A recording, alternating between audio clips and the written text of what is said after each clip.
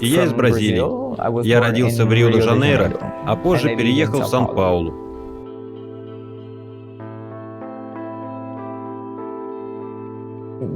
Бразилия — это удивительная страна.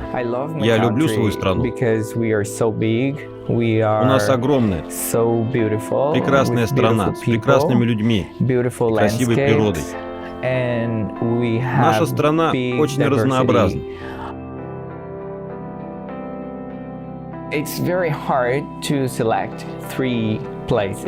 Очень сложно выделить всего 3 места. Ведь у нас есть 27 штатов, абсолютно разных, и 5 регионов. Именно это делает Бразилию богатой страной. Если кто-то решил посетить Бразилию, то обязательно нужно увидеть Сан-Паулу, Рио и еще одно место, потому что Сан-Паулу и Рио расположены близко друг к другу. Сан-Паулу — это 3-й крупнейший город в мире. В нем сочетается удивительный контраст. Рио знаменит своими великолепными природными пейзажами. Он встречается на большинстве открыток о Бразилии. Можно посетить северо-восток с его прекрасными пляжами и летом круглый год.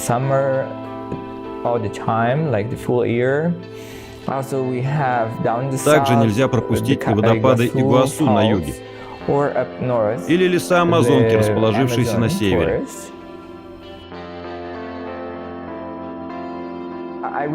Я не думаю, что нам необходимо что-то предпринимать, менять в отношении к туризму. Ведь наш подход, он уникален, и он определяет то, какие мы есть. И все это несмотря на наши не самые развитые города и регионы.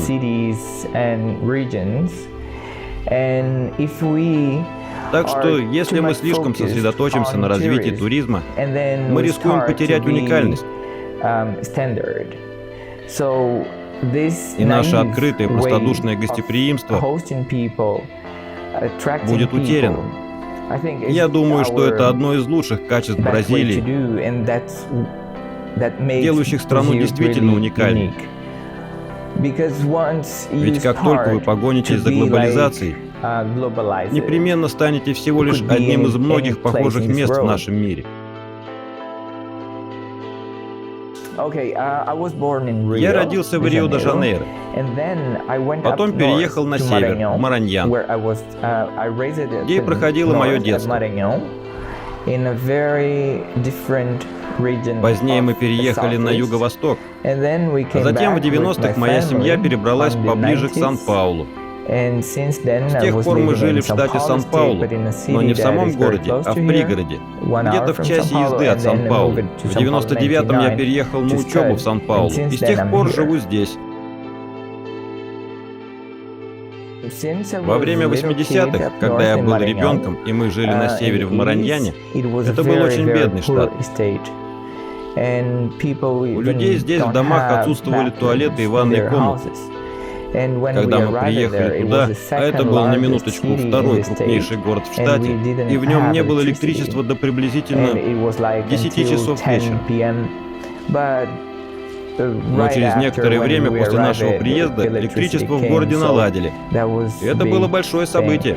Тогда, в 85-м, я был всего лишь ребенком, и мы жили в военном обществе.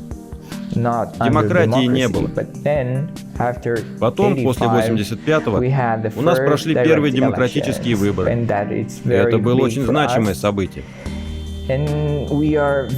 Наша демократия очень молода.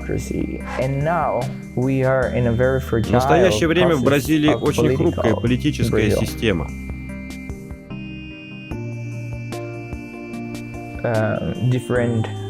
Наша пища очень разнообразна. Начнем с юга, где под влиянием европейцев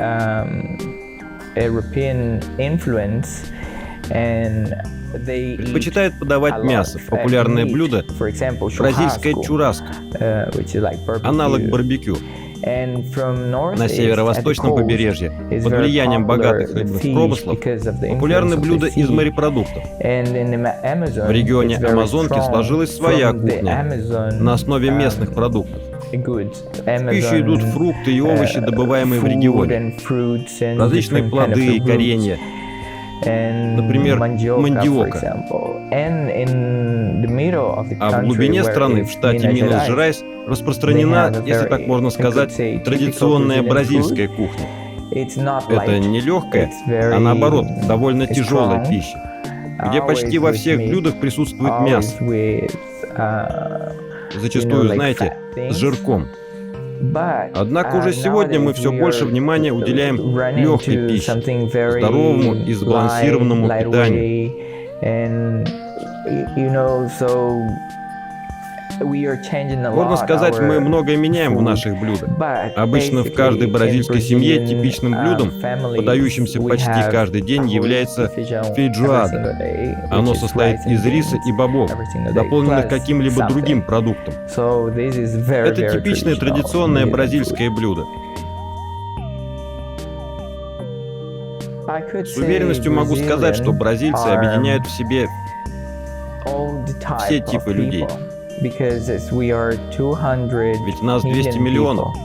Нельзя заявить, что мы те или иные, открытые или разговорчивые, счастливые или холодные. Это сложно. Только в Сан-Паулу проживает более 22 миллионов человек, больше, чем в некоторых странах. This amount of people. So, Я знаю, что Бразилия знаменита радушием своих жителей, и должен признать, что это действительно так. У нас есть проблемы, политическая нестабильность, голод и еще много чего. Нам нужно развиваться, но в то же время мы все равно остаемся счастливыми людьми. Думаю, это пошло с момента колонизации португальцев, когда переселенцы приезжали и грабили местных жителей. Они отбирали у нас все. Наше золото, наше богатство, наше дерево и многое другое. Но, несмотря ни на что, мы продолжали встречать все с улыбкой. Я думаю, мы научились, как не унывать в любой ситуации. Отвечать улыбкой даже на грабеж. К тому же мы живем в теплой стране. И это тоже сыграло свою роль. Не забывайте также, что Бразилия – многонациональная страна. Здесь живет много народов. Это делает бразильский паспорт одним из самых похищаемых во всем мире. Ведь каждый может представиться бразильцем, будь ты азиат или индеец, черный или белый. Любой может стать бразильцем, потому что мы все разные люди. И я верю, что чем больше народов, тем богаче и разнообразнее будет страна, собирая в себе лишь лучшее от всех. Да, я многое могу рассказать о людях, которые живут в городах и вне их. Ведь я жил в разных городах. На севере, в Мараньяне, во время 80-х, когда все были очень-очень бедными, и это был бедный штат. Но сейчас все стало гораздо современнее. Хотя, несомненно, есть еще много вещей, которые нужно развивать. Однако совершенно удивительно, ведь некоторые из моих друзей, всю жизнь проживших в Сан-Паулу, представляют себе жизнь во всей Бразилии такой, как в нашем городе. Но это не Бразилия. Я работал в социальной программе и путешествовал по небольшим городам.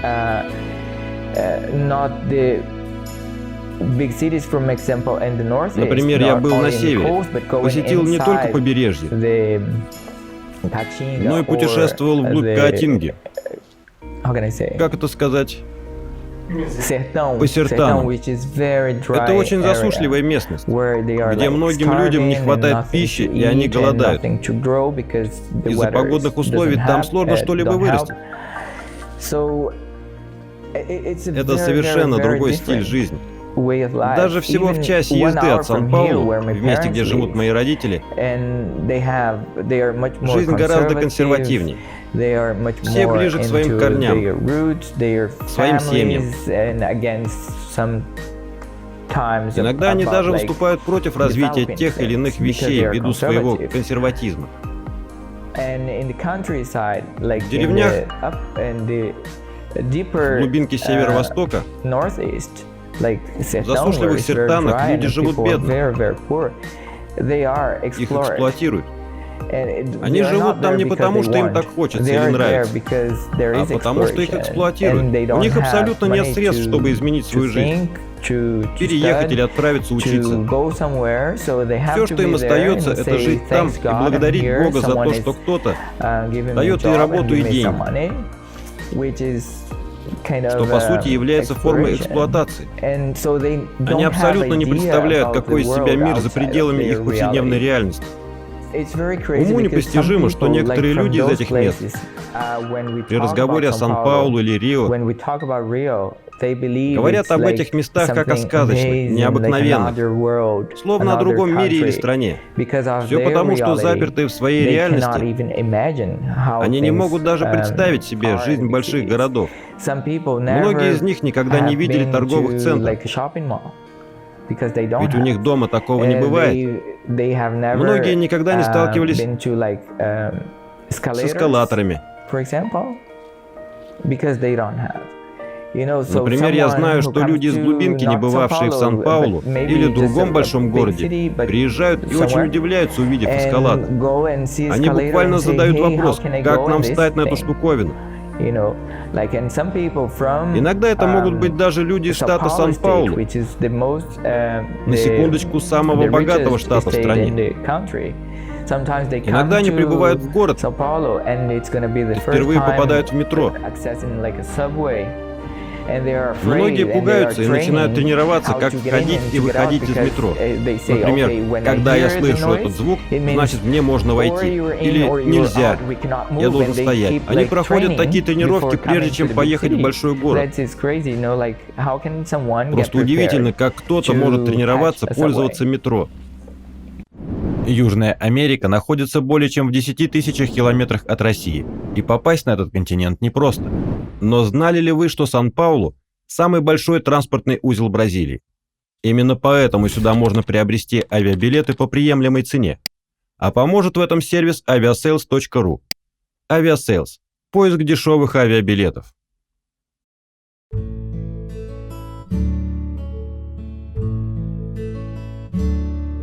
Бразилия довольно молодая страна. Нам лишь немногим более 500 лет.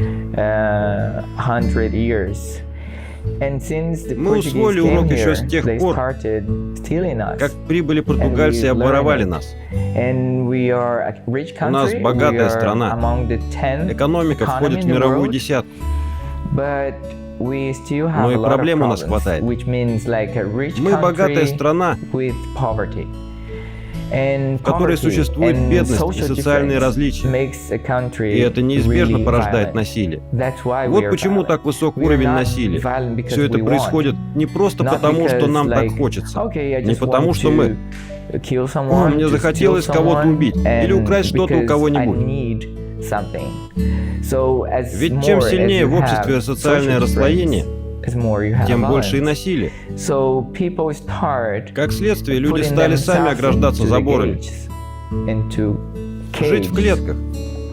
Поэтому в Сан-Паулу так много внимания уделяется безопасности. Каждому хочется чего-то, что есть у соседа. Я думаю, сегодня многие люди во всем мире слышали о насилии в Бразилии. Даже сами бразильцы верят, что это опасное место. Вы не можете просто идти по улице и разговаривать по мобильному телефону. Кто-то непременно его у вас украдет. Люди верят, что как только они начинают зарабатывать больше денег, как только добиваются успеха, то они становятся нашим средним классом. Люди уверены, что как только если они разбогатели, то нужно изолировать себя,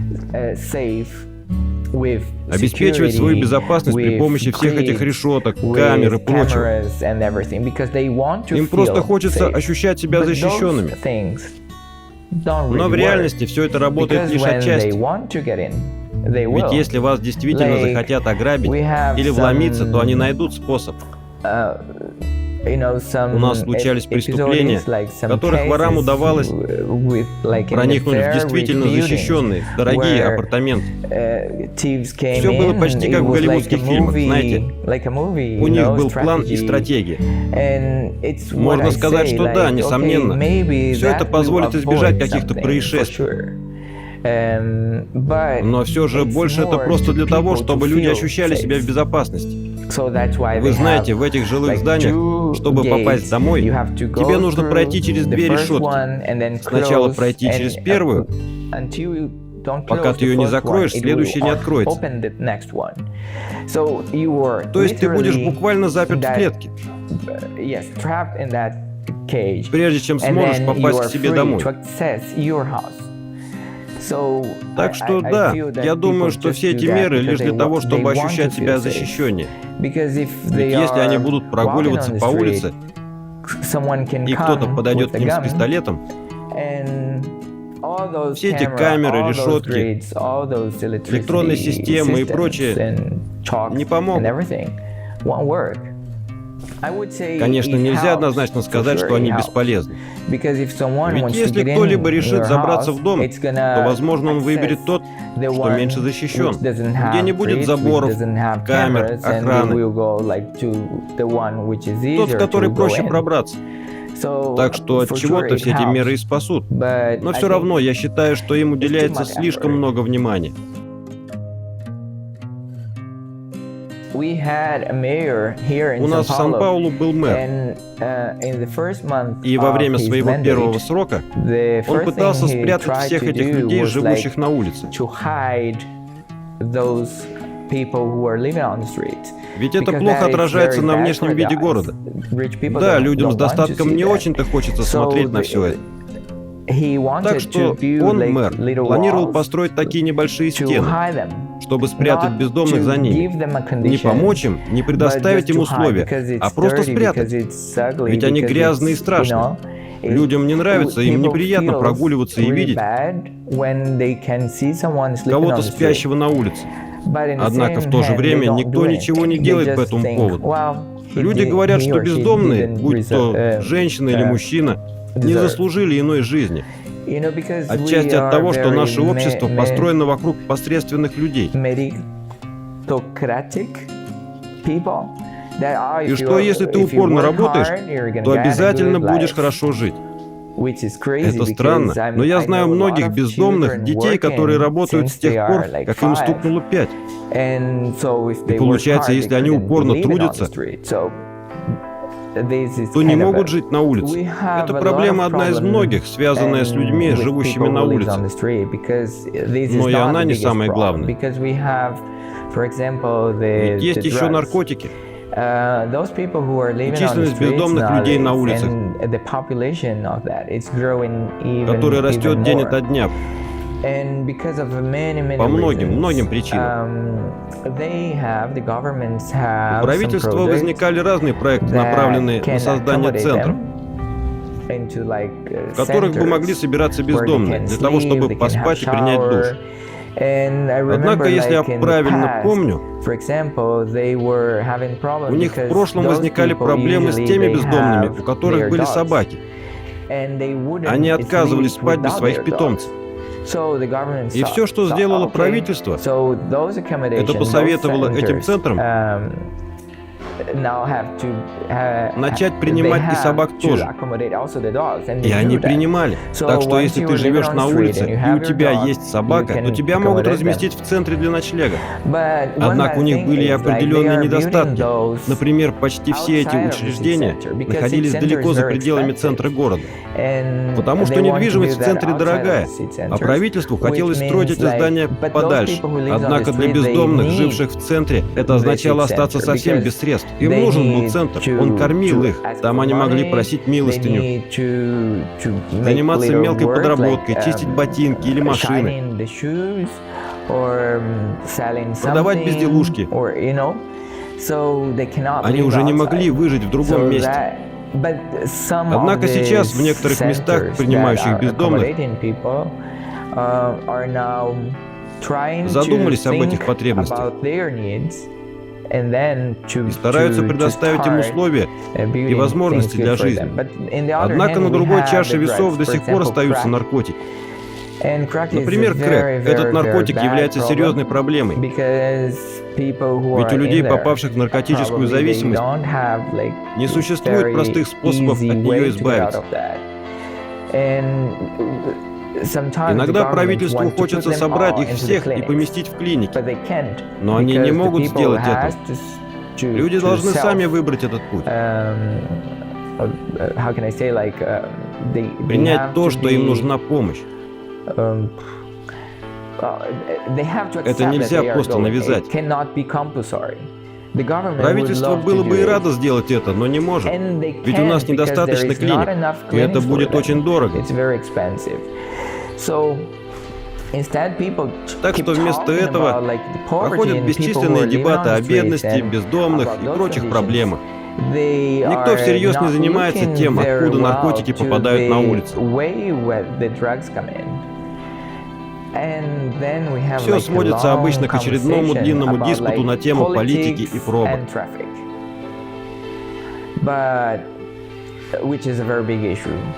Но я лично знаю многих людей, кто тесно работает с бездомными,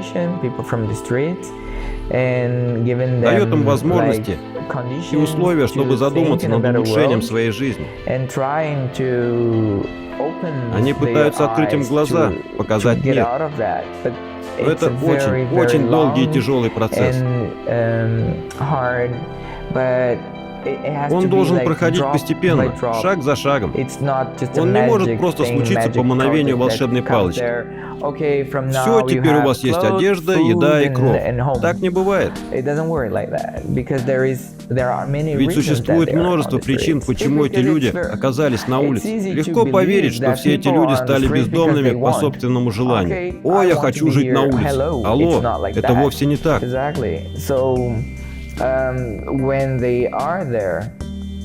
Так что нам нужно для начала понять, почему они оказались на улице, что привело к этому. Например, у нас существует движение людей, у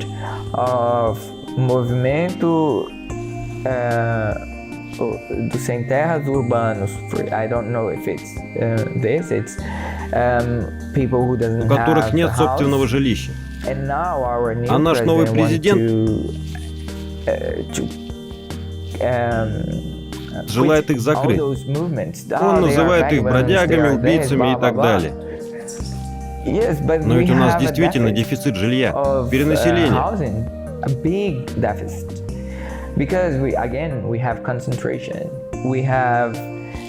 В то же время многие здания в центре города пустуют.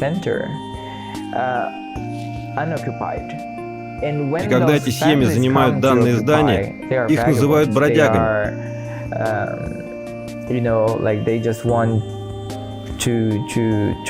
Обвиняют их в нарушениях, воровстве и грабежах. Но ведь это были пустующие здания. Почему не обратить внимание на эту проблему?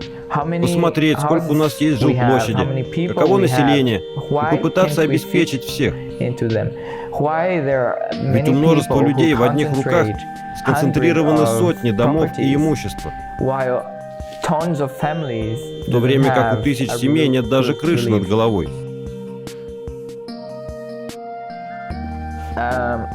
Я думаю, что не только в Сан-Паулу, но и во всем мире сегодня люди чувствуют себя одинокими и гораздо сильнее ощущают необходимость в общении.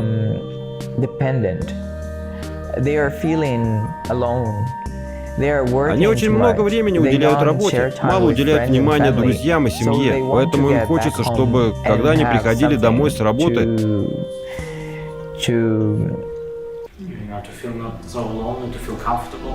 их встречали с радостью. how can I say, when you are talking to someone, you are, forgot the word, okay. Yes. Поэтому им хочется, чтобы, когда они приходили домой с работы, их встречали с радостью. Милые собаки прекрасно подходят, ведь они проводят весь день в ожидании хозяина. Никто в действительности не задумывается о собаке. Всем просто хочется, чтобы кто-то ждал их дома по приходу с работы. Им не важно, чем будет занята собака все это время, несчастна ли она или нет. Нет, большинство думает, вот у меня есть собака, я пойду с ней гулять и буду здороваться со своими соседями. Так поступают многие. Например, с 5 часов утра где-то до 7 время самого напряженного трафика. Практически все выгуливают своих питомцев. Они тратят на них огромное количество денег. Современные пары, семьи и молодые люди зачастую отказываются иметь детей, ведь это дорого. С ними много хлопот, они отнимают много времени.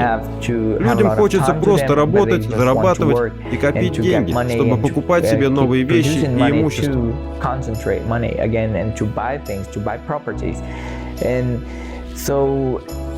Поэтому они начинают относиться к своим питомцам как к детям. О, мой малыш, мамочка дома. Люди устраивают вечеринки для своих собак.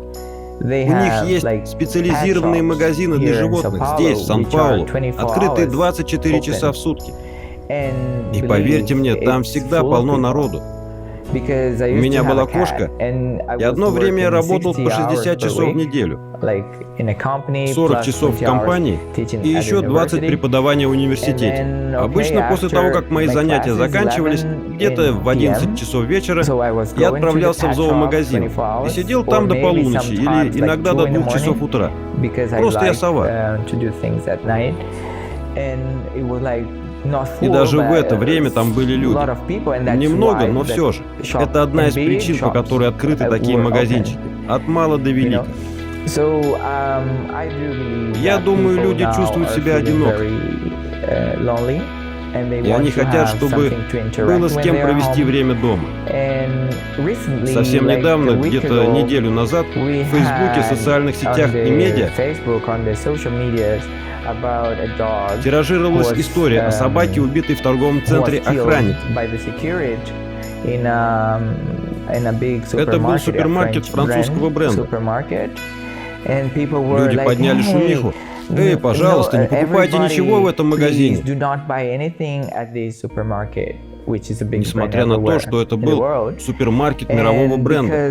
И все потому, что охранник убил собаку, дворнягу, которая жила по соседству с парковкой магазина. Люди часто ее подкармливали. Все случилось из-за того, что кто-то из управляющего менеджмента собирался посетить этот магазин. Его сотрудники наводили порядок и занимались уборкой территории. Тогда охранник и убил собаку дубинкой. Все были шокированы. О боже мой, пожалуйста, отправьте его в тюрьму. Бла-бла-бла. А что насчет людей, которых убивают каждый день? По статистике, в Бразилии каждые 90 минут погибает одна женщина. Полиция в Сан-Паулу во всем штате убивает человека каждые 16 часов. Большинство из них молодые чернокожие. А многие люди раздувают шумиху в СМИ из-за убитой собаки. Я не оправдываю то, что произошло. Нельзя просто убивать собак. Но ведь коров, свиней или куриц убивают, выстрелив в голову. Но нет. Ох, щеночек, собачка, боже мой, такой плохой поступок. Люди не должны так делать. Мне кажется, люди неадекватно воспринимают действительность. Как можно так бурно реагировать и забывать о людях, живущих на улице? Как можно праздновать дни рождения своих кошек и собак, но проходить мимо детей на улице, голодных, просящих денег или еду? Они думают, они не заслуживают помощи. Это их выбор. И в то же время устраивают вечеринки для своих собак с шариками, печеньками и тортом. Я не знаю точных цифр.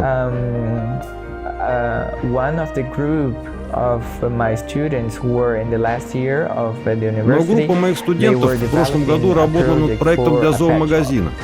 В то время у меня была возможность ознакомиться с данными проведенного ими исследования. В нем говорилось о невероятных цифрах. Люди тратили тысячи и тысячи реалов на своих питомцев. Так почему они могут позволить себе тратить деньги на собак и кошек, но не на бездомных? Недавно, буквально вчерашним утром, мы с моим знакомым искали определенную кошку.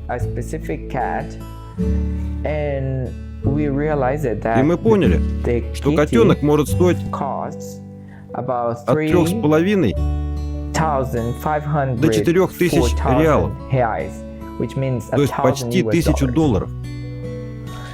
Вы знаете, за детеныша кошки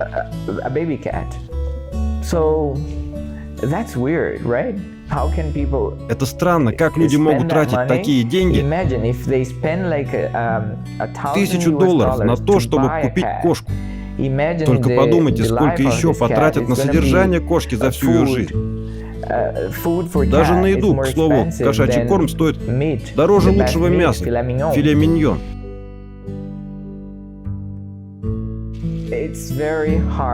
Сложно говорить о средних показателях, ведь если я скажу, что кто-то зарабатывает приблизительно 2000 реалов в месяц на семью, то это означает, что кто-то зарабатывает 100 тысяч, а другие семьи ничего. Меньше $1 в сутки, то есть живут за чертой бедности. Я считаю, нет ничего хорошего в разговорах о среднем. И если мы посмотрим на такой город, как Сан-Паулу, большой, 22 миллиона человек, и посчитаем, сколько мяса в среднем съедает один человек, то выйдет где-то 5 куриц в неделю. Или, может быть, 2 курицы в день на семью. Значит, кто-то будет съедать больше 3, а кто-то вообще ничего. Я знаю, что средний уровень жизни в Сан-Паулу выше, чем по стране. Поэтому Сан-Паулу такой дорогой. Люди здесь много зарабатывают и много тратят. Здесь крутится много денег, и, к сожалению, это приводит к росту цен.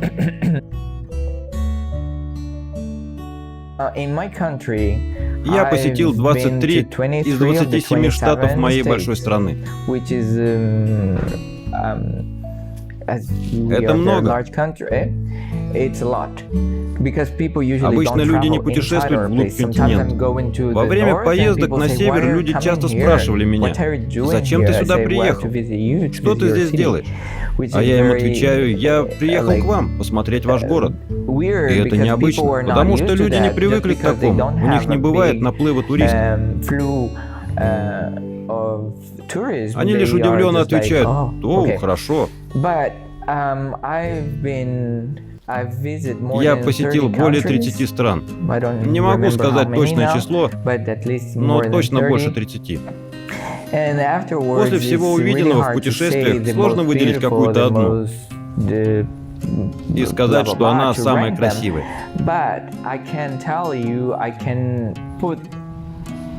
Однако я могу выделить как минимум 2 наиболее запоминающиеся.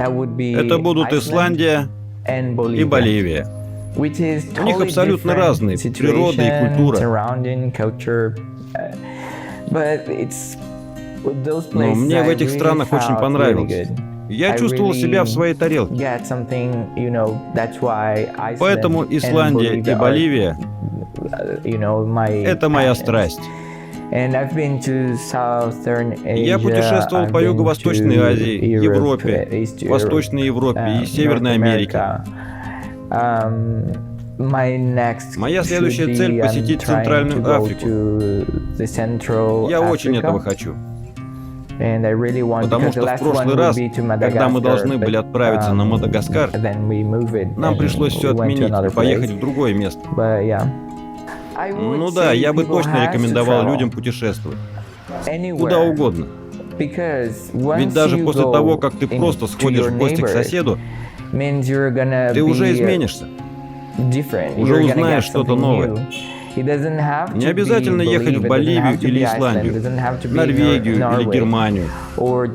Просто соберись. Покинь зону комфорта и пойми, что мир огромен и разнообразен. В нем есть множество культур и интересных людей. Тех, кто мыслит не так, как ты. Так что мой совет, несмотря ни на что, просто отправляйся.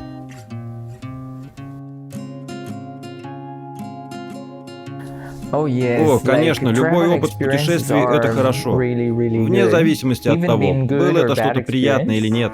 Иногда мы попадаем в плохие ситуации. Я, например, направлялся в Египет,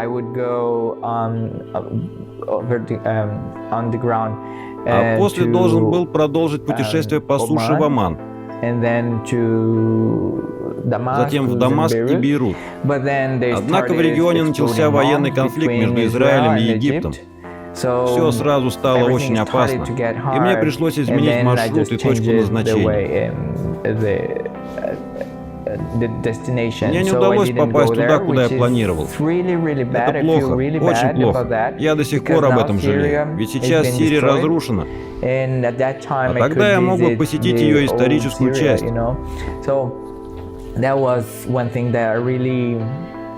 Так что, да, я очень сильно жалею об этом. Но в то же время мне нравится путешествовать по Бразилии. Я 10 дней путешествовал по Пиауи.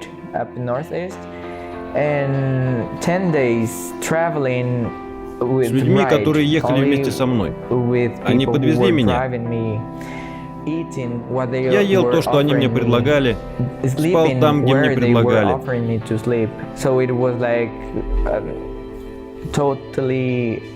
Все это было абсолютно бесплатно. Это было удивительно.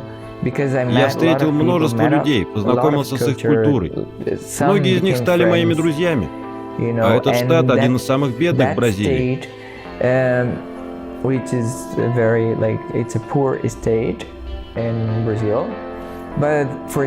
в нем, например, есть Музео Духомум Американо, музей американского человека.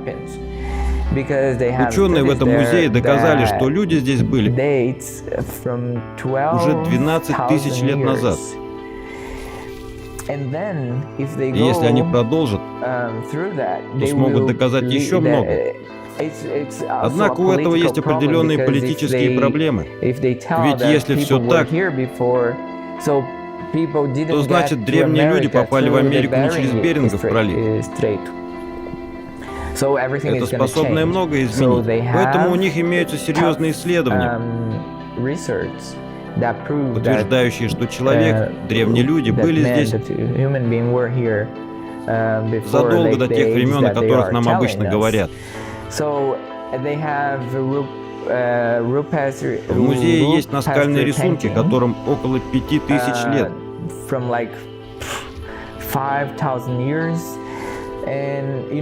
Но мало кто даже слышал об этом. Даже в самой Бразилии многие об этом не знают.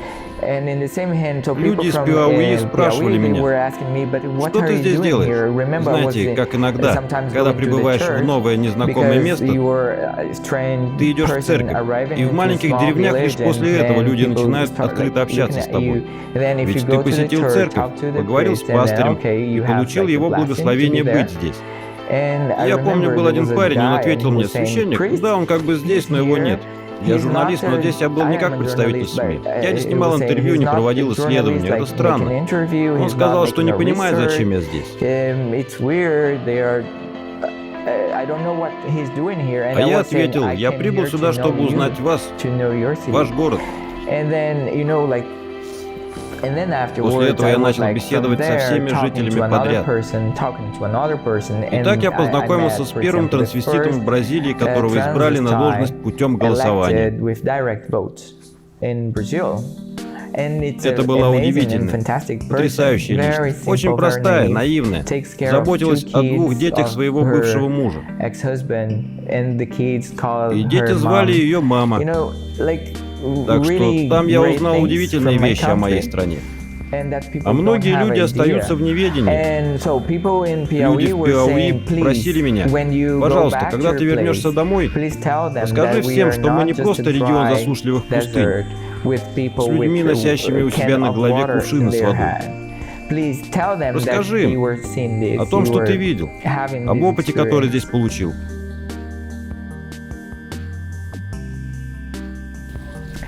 Разнообразие культуры и национальности.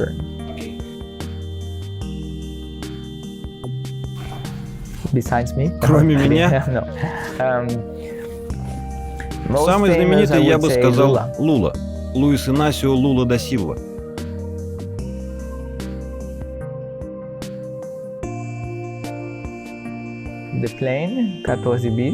Самолет 14 бис.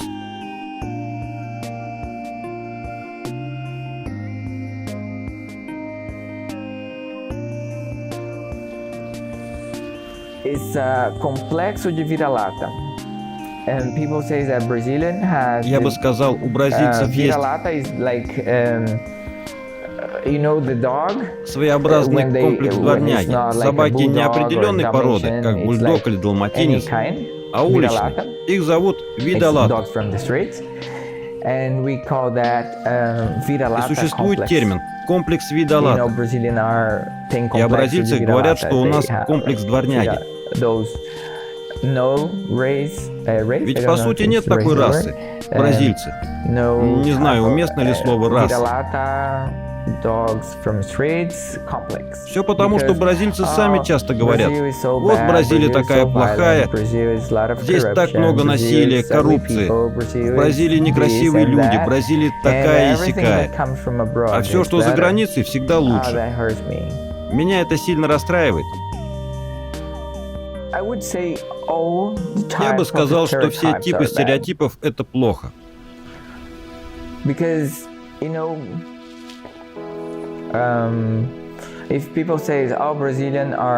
если люди говорят, что все бразильцы — это индейцы, то это неправильно.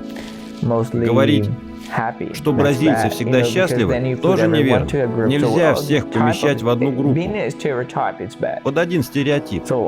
Всегда стереотипы — это плохо.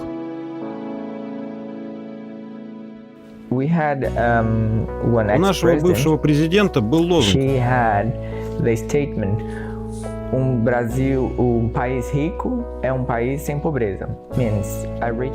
который можно перевести как «богатая страна — это страна без бедных». Будучи 6-й экономикой в мире,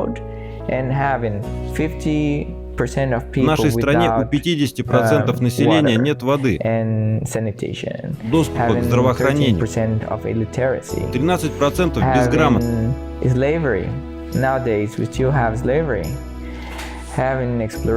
Существует рабство и эксплуатация. Все это меня сильно огорчает, и мне за это обидно. Самое плохое, что люди не видят этого. Потому что слепы. Все лишь хотят стать богаче. А чтобы разбогатеть, они понимают, что нужно от чего-то отказаться и жить без этого. Плохо жить по принципу «просто делай то, что делаешь, и не обращай внимания». В Сан-Паулу присутствует многообразие национальностей и культур.